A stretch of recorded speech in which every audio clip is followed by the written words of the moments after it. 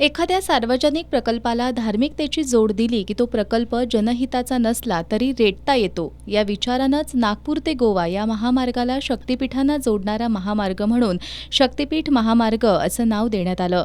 पण देवीच्या नावानं होणाऱ्या या महामार्गामुळं बळीराजाच शक्तिहीन होणार असल्याचं वास्तव समोर येऊ लागलं आणि शेतकऱ्यांची शक्ती एकवटू लागली.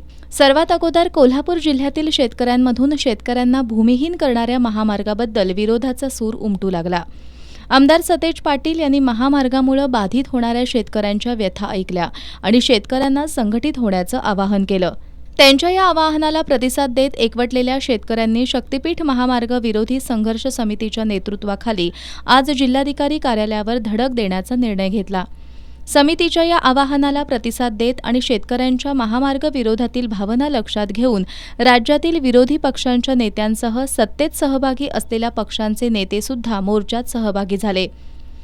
घेरा डालो डेरा डालो या घोषणेसह निघणाऱ्या या मोर्चासाठी जिल्ह्यातील शेतकरी दसरा चौकात एकवटले. दुपारी 12:30 वाजण्याच्या सुमाराला मोर्चाला सुरुवात झाली. शेतकऱ्यांवर महामार्ग लादून राज्य सरकार रावणाप्रमाणे वागतंय अशा शब्दात संताप व्यक्त करत रावणाची वेशभूषा करून मोर्चात सहभागी झालेले सांगलीवाडीचे शेतकरी दत्ता पाटील यांनी सर्वांचं लक्ष वेधून घेतलं. बाजार समितीचे संचालक सुयोग वाडकर अन्य शेतकऱ्यांसह बैलगाडी घेऊन मोर्चात सहभागी झाले. महामार्गाबद्दलच्या संतप्त भावना व्यक्त करणाऱ्या घोषणा लिहिलेल्या घोषणाही लक्षवेधी ठरल्या. शेतकरी मागतो स्वामीनाथन आयोग, सरकार करतं शक्तिपीठ प्रयोग, किसान एकता जिंदाबाद, शेतकरी कामगार विरोधी शासनाचा अधिकार असो अशा आशयाचे फलक घेऊन हजारो शेतकरी या मोर्चात सहभागी झाले होते.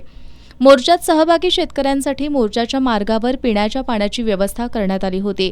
यासह पाण्याच्या बाटल्यांचं सुद्धा वाटप करण्यात येत होतं. मोर्चा विसर्जित झाल्यानंतर मार्गावर पडलेल्या सर्व प्लास्टिकच्या बाटल्या गोळा करण्यात आल्या.